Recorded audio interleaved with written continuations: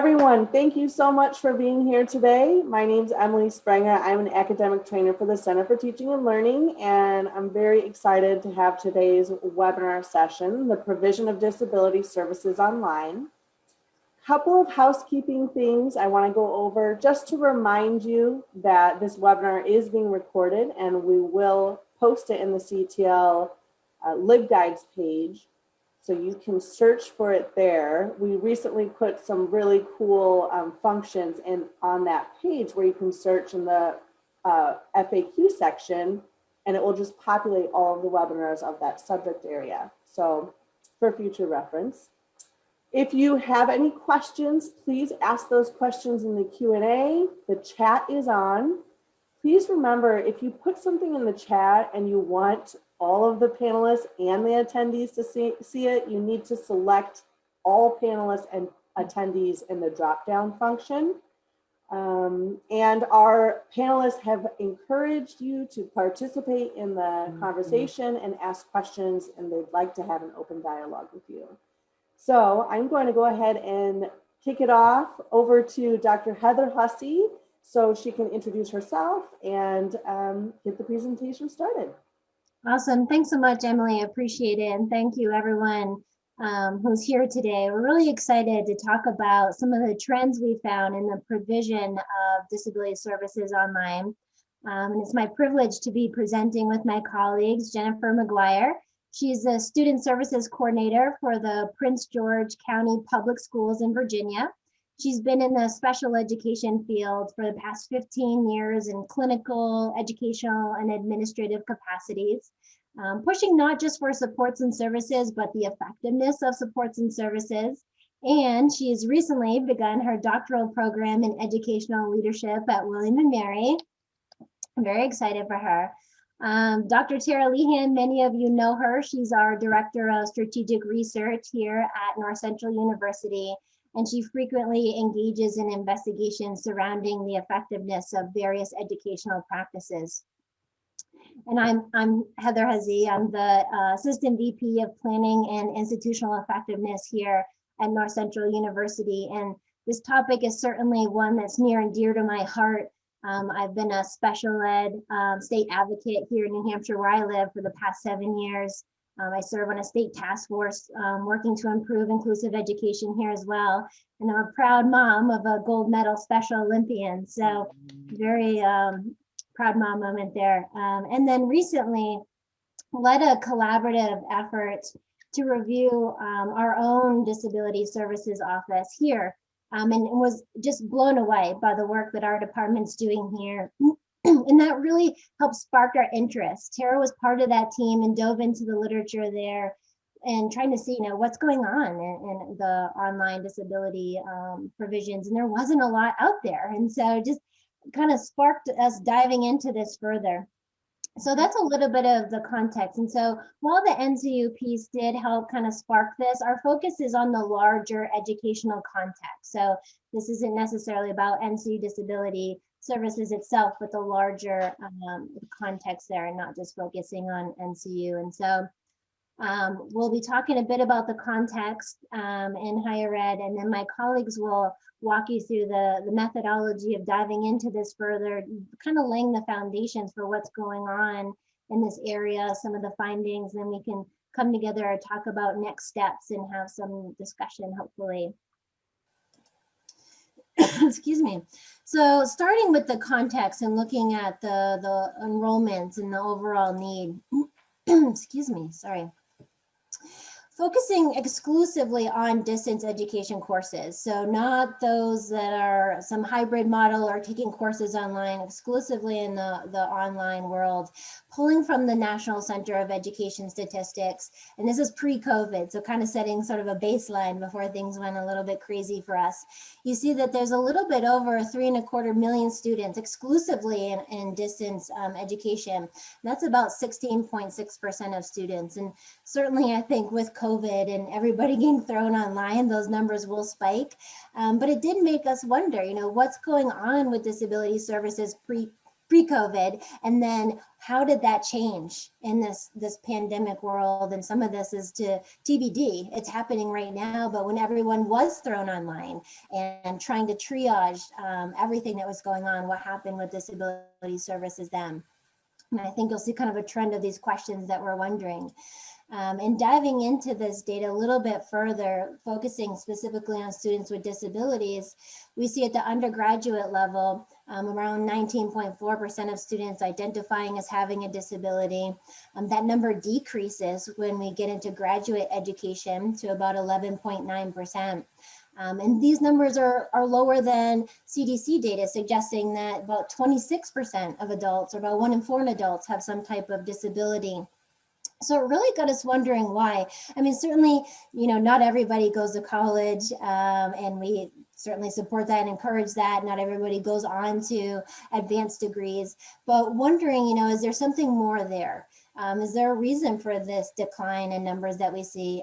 Is it accessibility? Is it group difference? Is it reporting? Who knows? Some of these questions that we're asking. And diving into that a little bit more, going back just to touch a little bit on kind of what sparked us, our own disability services review and the great work being done here. At the time, looking at those receiving services across the schools, there was about 4.5% to 6.5% of students getting a lot of great supports here. And that was a little bit different from a climate survey we had done previously, where 22% of our students reporting as having a disability. Now, I want to caution us all, right? I'm not on the conclusions that we can draw from this. Certainly, there's a lot of yeah, buts here and limitations, and certainly who completes a survey and whatnot. But it's just kind of putting it into the observational bin or bucket, what have you, to say, what are these numbers that we're seeing and what's going on here? Certainly, there's a lot of possibilities that impact who's seeking services or not. The Pew Research Center recently talked about differences found in reporting by age. Not surprising, those who are older tend to report as having a disability. They did not see big differences by gender, but they did by race and ethnicity. So those who identified as Asian were least likely to say they had a disability, followed by those identifying as Hispanic. On the other end of their continuum, those who were most likely to report as having a disability identified as an American Indian or an Alaskan Native. And then those in the middle identified as Black or white in terms of identifying a disability. So certainly when you think about the demographics of your school or your program or institution, these are just some of the factors that might be impacting who's seeking services or not. And there's a lot of other possible explanations, as well, as we think about the possible barriers to accessibility in higher education. We kind of have these general 3 buckets, but there's more than that. But kind of thinking of the big ones, looking at programmatic barriers, looking at the overall structure of the programs in the coursework. And there's a lot of conversations around universal design for learning, for example, making sure what we're offering is accessible for our students. Structural barriers is another component. That could be the physical structures of a building, and certainly online education removed those barriers, but there's still structural components to online education that might create a barrier for students with disabilities. There's also the structural components of getting to those accommodations, and my colleagues will talk about that as well. Different institutions have different steps to get there, and that can be a barrier for some students as well. And then there's a social component and attitudes. There's literature out there still showing that there's a lot of stigma around disabilities, especially invisible disabilities. There's research showing that the peers kind of view it as unfair for folks to get accommodations. Oh, they're having an easier go of things, and certainly in the online world, depending on the model, that stigma might be more prevalent or not, and folks can internalize that as well and think, well, I don't want. I want to earn my degree fair and square. I'm not cheating. I'm not getting a leg up.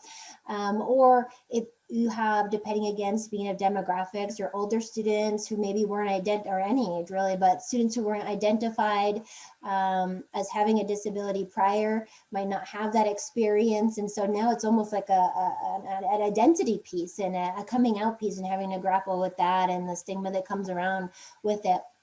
And certainly, again, not exhaustive, but some of the questions that we're wondering as we were making these observations through these experiences. And so as we dive into this more to try and understand those foundational components of, what is out there, I'm going to hand it over to my colleagues to walk you through, what they did and what they found. But before we move on to the next section, I just wanted to pause to see if there's any questions. At this time, there aren't any questions, but please remember, you can post any questions you would like in the Q&A function. Sorry, my microphone was up. Hopefully you could hear that all well. We do have someone who's raised their hand. I'm going to go ahead and take the question, actually, a couple of people. I'm going to start with Miss Yancey. Miss Yancey, are you able to unmute yourself?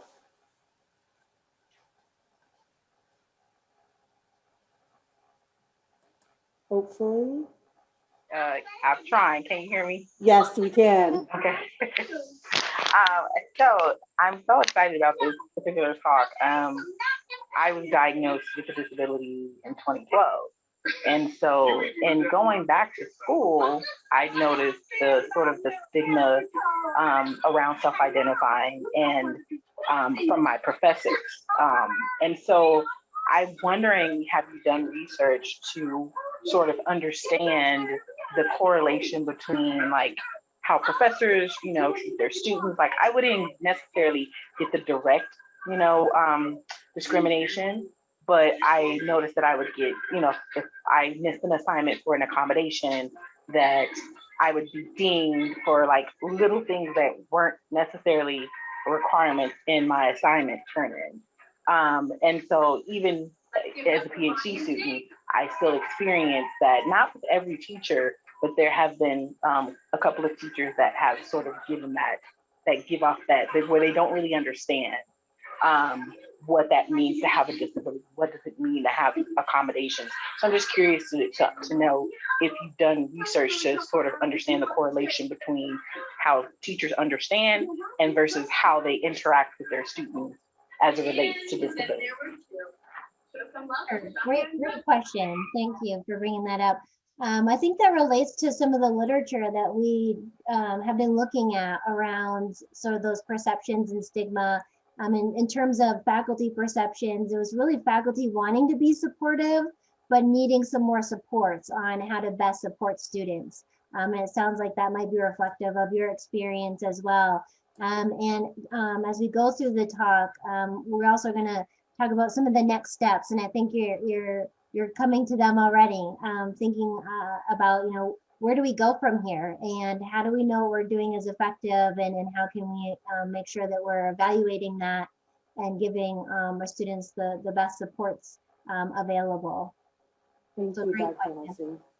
Thank you. There's one more person with their hand raised, and so I'm going to go ahead and allow Sherry to speak to get a quick question, and then we'll move forward, okay? Are you able to unmute yourself, Sherry? Good evening, colleagues. Can you hear me? Sure can. Yes. All right. I do agree with my colleague who just spoke that the higher level educators I've had, and this is my 5th year as a doctoral student, it's, how can I say, I won't say it's taboo, but it's like not on the forefront of the professors I've had over the 5 years. Not only my accommodations, but say, for instance, if a couple of paragraphs or a page is kind of disorganized, they don't have a problem with saying it. And I guess it's hard to say disorganized in a very politically or, how can I say, to be respectful of someone's, disability, because sometimes things are going in my head, and when they come out on paper, it's not the same. I know what I'm talking about, but it's hard for someone else to understand it. And, I am in the field of exceptional education. So the language that I speak when I write is different than the way someone else interprets it. And I've heard professors say, well, what you're saying doesn't make sense. And I'm telling them, well, it makes sense to me. It might not make sense to you, but it makes sense to me. And I have to break it down and sometimes say, okay, you have an orange pair of glasses on. I have a red pair of glasses on. We're both looking out of two different colored lenses.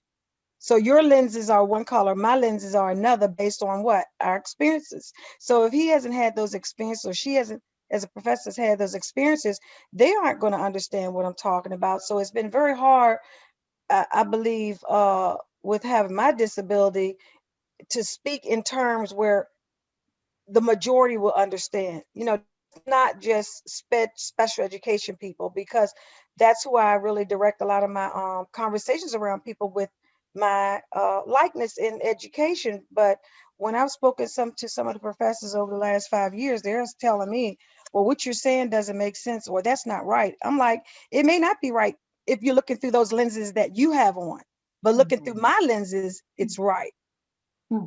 So I hope that makes sense. It does make sense. Absolutely, it does, for sure. And I really appreciate you sharing that experience and your input. And I think, again, you're leading us down a great path, and identifying some of those gaps that we'll talk about in the literature where the student voice is missing. And so when we're thinking about, supports that we're giving our students, are they effective? How do we know? And we need to be hearing more from students and their voice and their needs and their perceptions. So great calls to action coming forward. And again, I appreciate you sharing your experience. Yeah, thank you so much. So I will hand it over to my colleague, Dr. Lehan, to kind of walk you through the next steps of the methodologies and some of the findings. I get the least sexy part of the presentation, so I hope that you'll all bear with me. Like any good scholars, we want to make sure that we're showing you how we came to our conclusions, and welcome you to critique it. I know I learned some things throughout this process, so maybe if you have additional questions, this, similar process might work for you. So we started with a tool called the College Navigator. As you can see, it was developed by the National Center for Education Statistics. And we searched distance learning only, right? So as Dr. Huzzy said, how disability services looks online is going to differ from how it looks at a brick and mortar institution. And so the reason we only focused on exclusively online or distance learning only institutions is because we assumed that, one, they were delivering these services intentionally rather than reactively. We thought maybe there were some models or exceptional institutions out there that we might be able to learn from. And we were wondering, are there any institutions that are really excelling in terms of the delivery of disability services? So we found in doing so that there were 54 distance learning only programs in the College Navigator tool. So we did a website scan. We started there, clicked on disability services, and then clicked on the general information tab for each. Pretty simple. And looked at what practices they documented. And so all programs completely via distance education, like we said, 54 of them. 7 of those institutions were public, 26 were private for-profit, and 21 were private not-for-profit. Most of them were 4-year institutions. We had 5 2-year institutions. Of those 49 4-year institutions, we should say that 9 of them were primarily focused at the associate level. And as you can see, the majority of these institutions offered both undergraduate and graduate education programs. 13 of them were undergraduate only and 2 were graduate only. And one thing that we noticed, and I think is important to point out, is that the College Navigator only gives statistics on graduate students registered with the Office of Disability Services. Excuse me, they do not give statistics on graduate students registered with the Disability Services offices. They only focus on undergraduates. So that's why you see those numbers here. And one of the takeaways for us was that we need to be tracking it better at the graduate level, right? For various reasons. But in terms of the percentage of undergraduate students enrolled who were formally registered with the Office of Disability Services at these institutions, 3% or less was the most common, as you can see. So that's a very small portion compared to, like Dr. Hezzy said, looking at the general population, looking at climate surveys, other sources of information. It's pretty small. One institution were 5% of students, and one institution 7% of students. Should note that 2 of those 3 that were not reported were graduate only programs. And so we talked about the process in terms of how we got to the institutions. We searched their websites. Within that, we searched terms like disability, accessibility, or accommodation. And of the 54 institutions in the sample, it was interesting. Not all of the institutions had a disability services website, like you can see on your screen here. North Central University, our fantastic disability services office, does have its own website. However, of the 54 institutions in the sample, 14 websites were for the Office of Housing, Disability and Accessibility Services. 20 were dedicated to policies and procedures. 12 were consumer information that's required to be made available. 7 were for the student handbook or catalog. In several cases, there was a broken link, right? It said the page was not found. So again, a variety of levels of accessibility to a website or to information regarding disability services at these institutions, which is a finding in and of itself, right? How accessible are they making this information? If I'm someone who's considering going to an institution or I am enrolled at the institution, how easily, can I access information about the process of getting accommodations? So that's what we wanted to share about our methodology. So what we looked at specifically was, what is the process for requesting accommodations? What is the process for making eligibility determinations? So how do we know if you are eligible for accommodations? What is the process for receiving those accommodations? And maybe most interestingly, what are the types of accommodations and services offered? So before we go on to talk about our findings, we wanted to take a pause again to see if there are any questions about what we did, how we did it, how we obtained our findings. And I'll just wait just a second in case somebody pops something in the Q&A. Okay. And we don't at this time, so Okay. We'll carry on. No worries. It was pretty cut and dry. And as Dr. Huzzy said, this represents the first step, because we have so many questions, and right, this phenomenon is very, very robust, as we've heard from our 2 colleagues who shared their own experiences already. So this is a purely descriptive work, and so it was pretty cut and dry what we did here. So we thought it was important not to overly complicate it. When we went to look in the literature, there simply wasn't an exhaustive report of what's happening. So we thought we'd be the ones to do that. So, Sorry, question. oh yeah.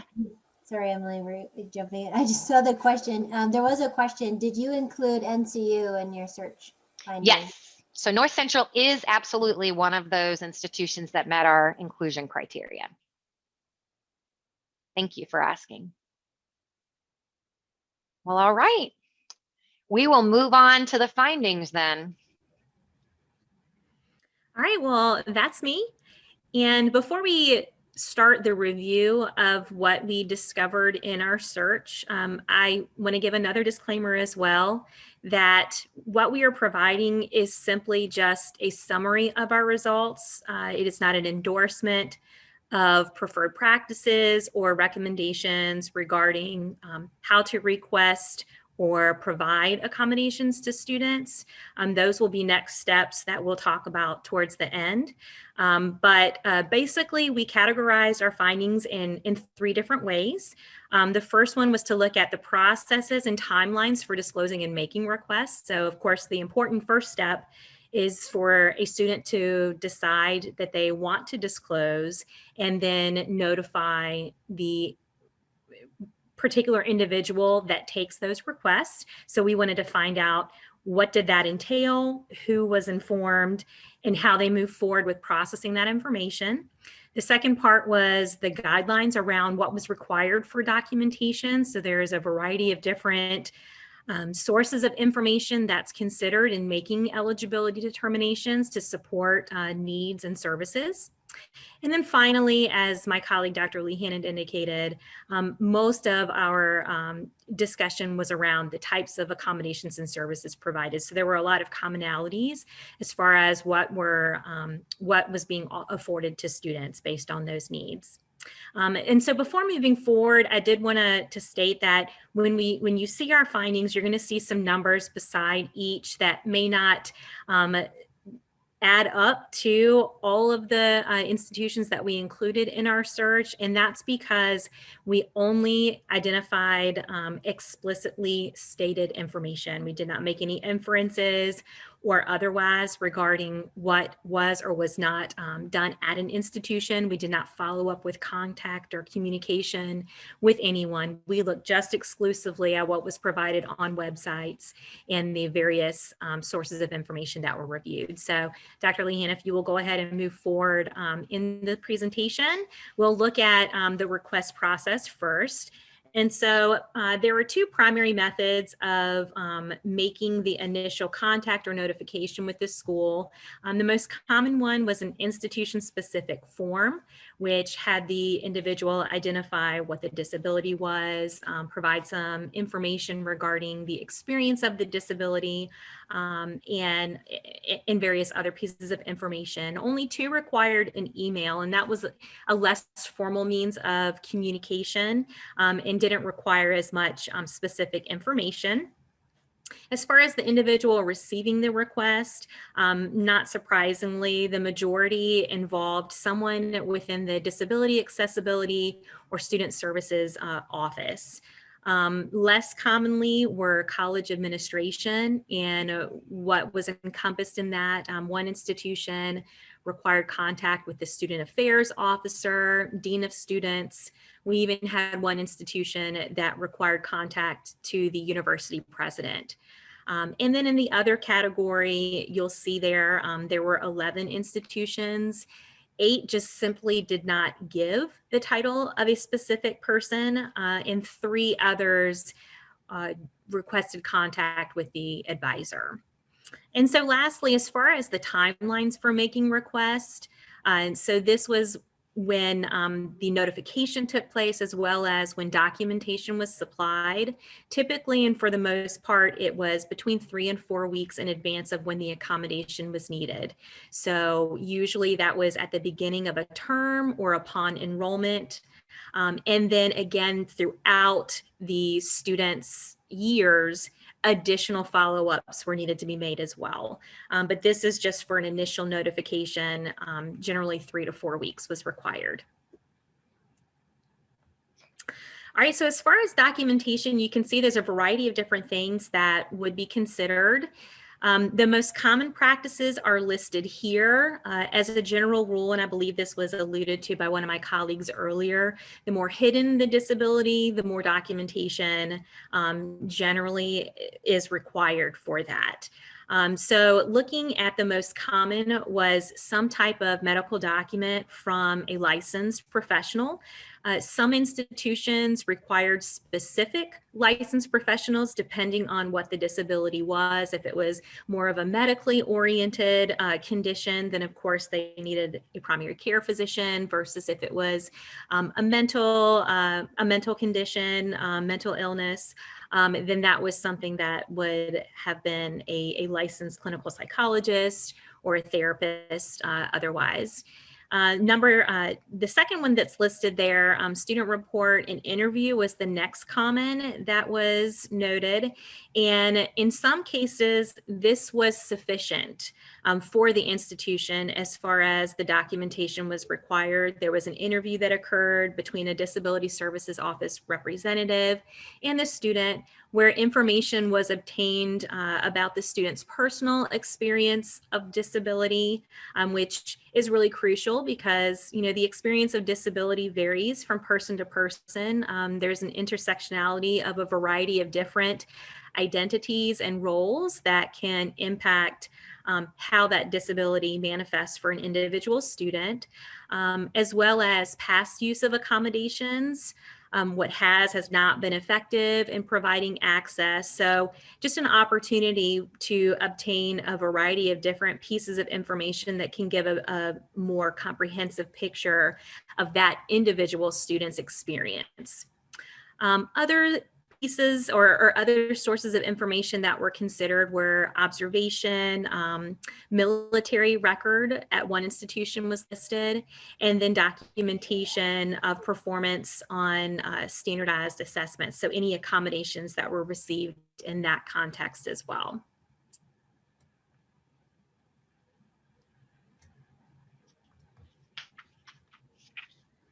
All right, so continuing with eligibility determination, age of the documentation was something that was also noted. So sometimes there were disability specific requirements. So for example, if the individual was reporting a learning disability, then if they were under 21, the documentation needed to be within 3 years. If they were after 18, it could exceed 3 years. So sometimes there were some stipulations depending on what the reported disability was.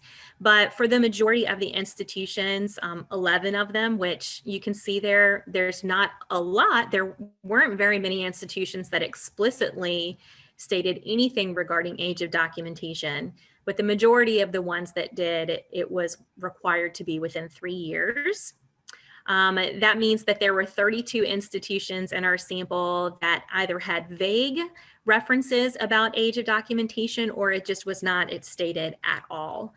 In one instance, the website had indicated that it was at the discretion of the disability services coordinator, and it was determined on a case-by-case basis. So as far as timelines for decisions, again, 41 of the institutions in our sample just did not specify anything regarding timeline. But you can see that there was some variety.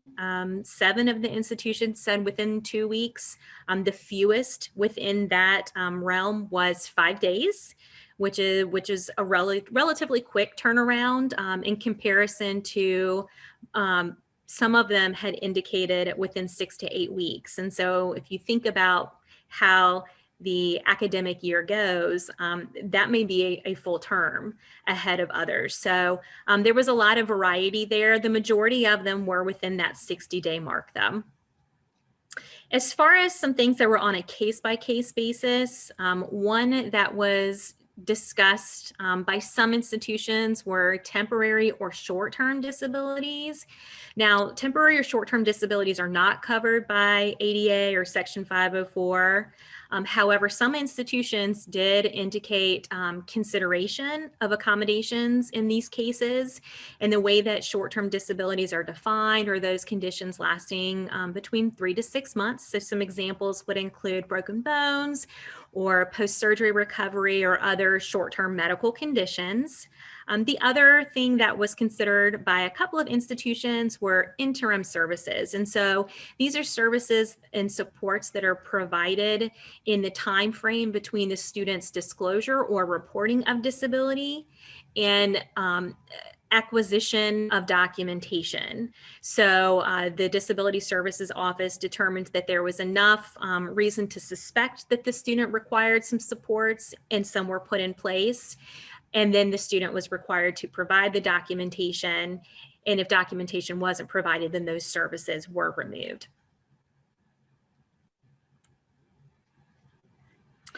All right, so here's the part that probably everyone is the most interested in. And these were the accommodations or supports that were offered. And again, we only included ones that were explicitly stated, and we tried to find some commonalities or trends in ones that were provided. And so these were the most common ones that were explicitly indicated.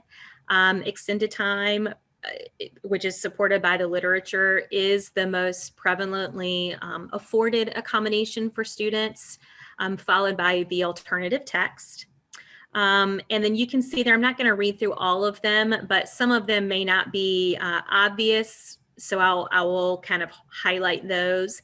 The ones in the human services, this is where we encompass scribes, readers, note takers, sign language interpreters. They involve a person providing the service or proctoring.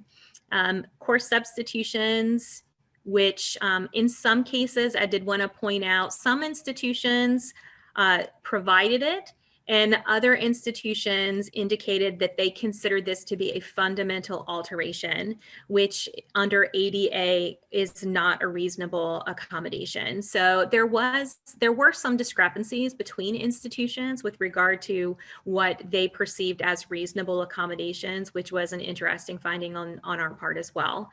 But before moving on to the next slide, where we talk about some of the more exceptional or outliers when it comes to accommodations and services, we also did look at how the information was disseminated. So once a student was found eligible for accommodations, how was that information relayed to faculty that was responsible for implementing those? And what we saw was that there was a combination between email communication between the Disability Services Office and the instructors that were involved in implementation. But other institutions discussed a data management portal, one specifically as Accommodate, that was used to help manage student accommodation requests. We also looked at who was responsible for notifying. What role did the student take in communicating with professors or instructors about needed accommodations? And so in the majority of cases, the notifications were initiated by disability services staff. In other instances, they were solely the responsibility of the student. So the student was provided an accommodation letter indicating what accommodations they were eligible for, and then it was at the discretion of the student on which instructors they presented the letter to. So that gave some agency to the student to make the decisions about when those accommodations were needed. However, it was pretty consistently, very clearly indicated that accommodations are not afforded retroactively. One institution did indicate that they would let the student decide. So the Disability Service Office would initiate the contact if that was the student's wish, or the student can take ownership over that as well. So there was some agency allowed in that case. But in 7 institutions, there was explicit encouragement of the students to meet with faculty to have a conversation about the accommodations. So it wasn't just that the accommodation letter was disseminated, there was then follow-up contact and discussions made about how that implementation would look, so that there was some, a common understanding between student and instructor about how to support the student's needs. All right, so then if we go on to the next slide, we will take a look. It's a pretty extensive list, and I did not include everything that we encountered because there were some pretty unique supports that were provided at some of the institutions, but you can see those listed there, some that we did see in a couple of instances. And I think that some of them probably are pretty self-explanatory, but I will elaborate on some of them. With regard to the advanced access to syllabus or course materials, when this was provided, in many instances, it was to allow for ordering of alternative text so that the student could see what textbooks would be required and make the request for that. Since that is an accommodation that tends to take a little bit longer to honor, typically about 4 weeks is what we found in our research, that enabled that access for the student. As far as the consultation and referrals, these are specifically for services and contexts that extend beyond what the disability service offered. And so those can kind of run the gamut about what those looked like, but those were observed in some instances. As far as the coaching and skills instructing, that could range from writing, organization, study, test taking, time management, even to self-advocacy. What we've seen in the literature is that the transition from high school to college is a little bit more difficult because those self-advocacy skills become more crucial. The rules, or I'm sorry, the laws and legislation that guides the provision of special education services in K-12 education are very different than those in higher education. And so the role of the student making the initiation in receiving services is one that many students are not accustomed to based on their high school experiences. Some other exceptional practices that we didn't list there were access to faculty and student notes, study guides, some disability-related advocacy and advising, modifications to the way course information is presented, or how the student submits assignments, adjusted end dates of courses, academic consultations specifically around issues of disability, drop-in hours, and other things. I mean, it's a pretty extensive list, but these were the ones that we saw that were more common. One that was highly individualized and in response to COVID-19, we did see one institution created a position for a coordinator that oversaw difficulties or challenges that arose as a result of COVID-19. And so this, it was a COVID-19 temporary adjustment coordinator. And this person was supporting students that were experiencing complications due to COVID that were interfering with accessibility issues. Some other things that were only relevant for online implementation would be opening online modules in advance, as well as accommodations to address barriers with participation expectations.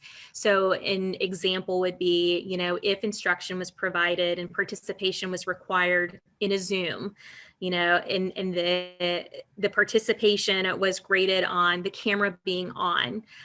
Some individuals, their disability would interfere with their participation in that way. So there was some conversation about other ways that the student could participate. So those were some of the more unique outliers that we saw in our research in that area. So that concludes all of the findings that we had. We are getting ready to wrap up, but before we transition into our closing remarks, I did want to provide an opportunity for us to check in to see if there were any questions. I actually have a question. Well, maybe a few other folks decide to pop something in the Q&A, but in your findings, who decides whether it's the disability office or the student that conveys their needs? Who makes that decision? Does it depend if it's K through 12 versus higher ed versus higher ed? How does that work? Yeah, so we only looked at higher education institutions in our investigation here. And the short answer is it depends. So some institutions, they just provided an accommodation letter to the student, and it was solely up to the student to follow through on. Other institutions, the student was taken out of the mix as far as the notification process. And the Disability Service Office either sent an email of the letter to instructors or used the online portal for dissemination of that information. And then in one instance, like I noted, it depended on what the student wanted. Okay, so long into the short, it depends. And that is going to be the answer for probably a lot of questions regarding our findings, because it really, each institution is very different. You know, and that really just influences how all of the practices are implemented there. But, you know, I'm happy to address any questions about the practices that we used or how we collected the information. But, you know, our call to action, which is how we're going to close our conversation, I think is probably going to revolve around a lot of the questions that people have. You know, our main goal in providing this presentation and providing this information was to invite a dialogue and expand conversation about disability in higher education. I think we all recognize that, you know, there's a lot for us to learn when it comes to ensuring accessibility and inclusion. It's an institution-wide responsibility. We focused in our research a little, you know, more exclusively on disability services offices. But, you know, this is something that expands beyond the domain of just one office. You know, everyone has something to bring to the table when it comes to creating a culture of inclusion. And, you know, so what we wanted to challenge people, and Dr. Lehan, if you want to go ahead and navigate to the next slide, you know, as far as our call to action, you know, on an individual level, we just, you know, encourage everyone to really engage in self-reflection, you know, look at your perceptions, beliefs, experiences, and consider how they shape your views about disability and how those then shape actions. You know, that's a really important first step, we believe, in developing an equity lens, which is so crucial to, you know, promoting and facilitating accessibility for everyone. And then to that, we challenge everyone to reframe notions of normality. You know, we want to encourage acceptance and appreciation of a variety of differences. Interdependence is part of the human condition, and we all at various points in our development have to depend on one another. And so, you know, looking at what our role in that process is crucial. But Dr. Lehan is going to take over from me to talk a little bit about, you know, how the three of us are taking ownership over our next steps as well. And before you do that, there was a question around findings, if you don't mind. Yeah. Asking if you found any differences in the types of accommodations given between 4-year and 2-year colleges. No. Good question. Yeah. And that's probably, I think that might be a good next step. Yeah. Something that we can make comparisons on. The 2-year, there were just so few 2-year colleges. I you know, and our sample looked at just online. I think there's an opportunity for us to expand beyond that, to look at a variety of different institutions and the programs that they offer. Mm-hmm. And Jennifer mentioned that for this particular first step in our project, we did not follow up with any of the institutions, but in work I've done in collaboration with our talented disability services team, I have reached out to disability services contacts, I guess, if you will. And they are super interested in learning more about this too, understanding what's happening. And so, like I said, we've really built on this foundational work and have a couple of things in progress. So one thing is we submitted, WCET has what's called challenge topics for their conference. And we submitted basically this issue, which is how do we make online higher education more accessible to people with disabilities. And so we're hoping if that gets accepted, it's quite interesting. The process is a crowdsource of solutions.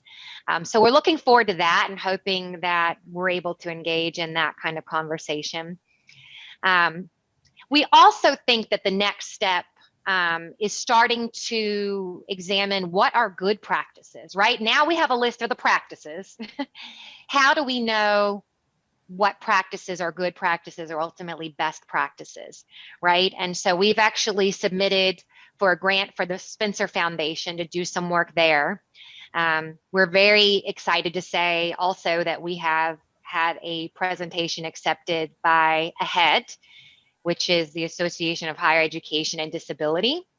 So we'll be talking more about the importance of looking at the effectiveness of accommodations, not only at the aggregate level, but at the individual level and over time. Because as Jennifer said, you know, ability, I should say, is something that exists on a continuum.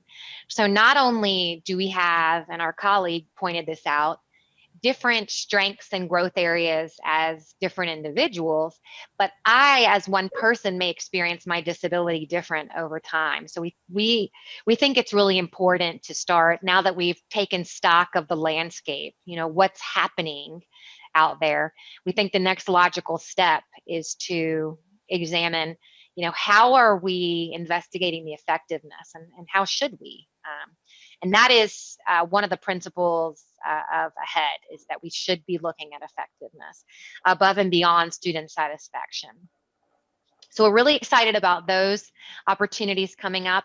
We want to invite any of you who are interested in this topic to contact us. We'll have our contact information in the next, or 2 slides from now.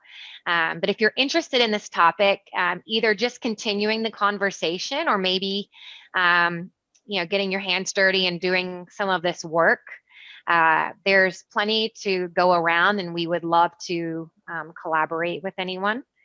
Anything else we want to add while we have the Couple of things. stage? Okay. Yes, couple of things. Somebody mentioned that they're definitely interested in the effectiveness of accommodations from both the student and instructor viewpoints. Yes. So a few people are going to end up contacting you, and thank you for the webinar. Great. One question was from Valerie. She asked, did you find any differences based on the location of the school? Good question. I'm not sure that we did that. Did we look at We that? did not look at that. Are you talking about geographically? So it was all programs that were provided online. We did not look specifically where geographically each school was based. Okay. But that could be a next step. Absolutely. All right, great, thank you. And as of right now, then there would be nothing else in the Q&A at this point. But one thing that came up earlier, I think, is another finding or lack thereof, I guess. Something we didn't see a lot about is how faculty are involved in this process, right? And so I think there's another direction there.